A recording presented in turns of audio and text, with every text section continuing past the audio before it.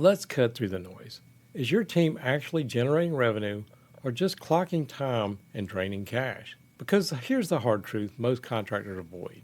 It's possible to have a full crew, a packed schedule, trucks in the yard, phones ringing, and still be broke.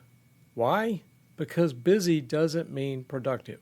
And if your labor force is growing but your revenue isn't, you're not building a business, you're building payroll for people who aren't pulling their weight. That's where revenue per employee comes in. So what is revenue per employee? It's calculated simply by taking your annual revenue and dividing it by your number of employees. This gives you a clear per person benchmark of how much revenue each team member supports. Let's say you brought in $2 million last year. You have 10 full-time employees. That's simply $2 million divided by 10. That's $200,000 per employee. That's your benchmark.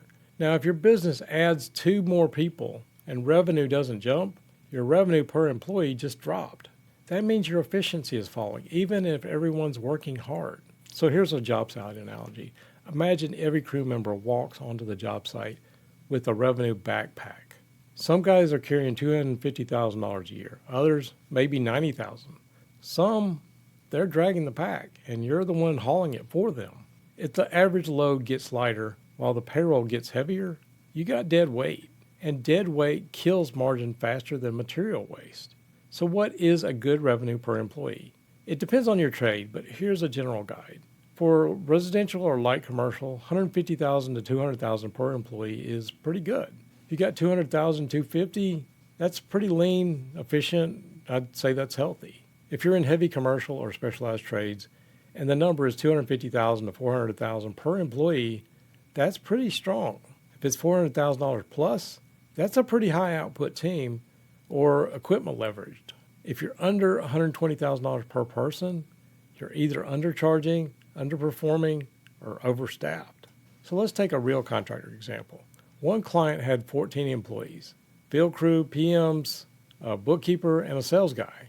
They were bringing in $1.6 million a year. That's $114,000 per employee. His overhead was tight. His jobs were profitable, but cash flow was constantly strained. Why? He had too many people doing not enough things. We restructured, let go of one low-performing project manager. We cross-trained his crew leads to do layout and punch work. We made his bookkeeper part-time and outsourced payroll. We also gave his sales guy hard targets tied to his pay. A year later, had the same revenue, 10 employees. Revenue per employee was $160,000. And suddenly, he had margin again. So how do you improve your revenue per employee? Well, number one, don't hire without revenue impact. You got a new hire, new revenue needs to follow fast. Number two, cross-train and upskill. A laborer who can also run punch lists, that's double the value. Number three, hold managers accountable for crew output. No hiding behind job complexities. Produce or pivot. Number four, review this ratio quarterly. If you're adding people but not adding income, pause and rethink what you're doing.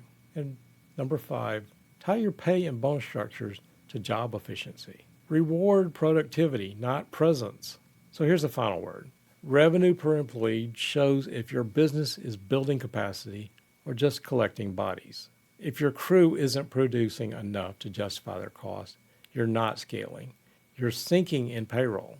So ask yourself, is each team member carrying their weight, or are they just riding in the truck? Because at the end of the day, every person on payroll should be generating revenue, not just burning through it.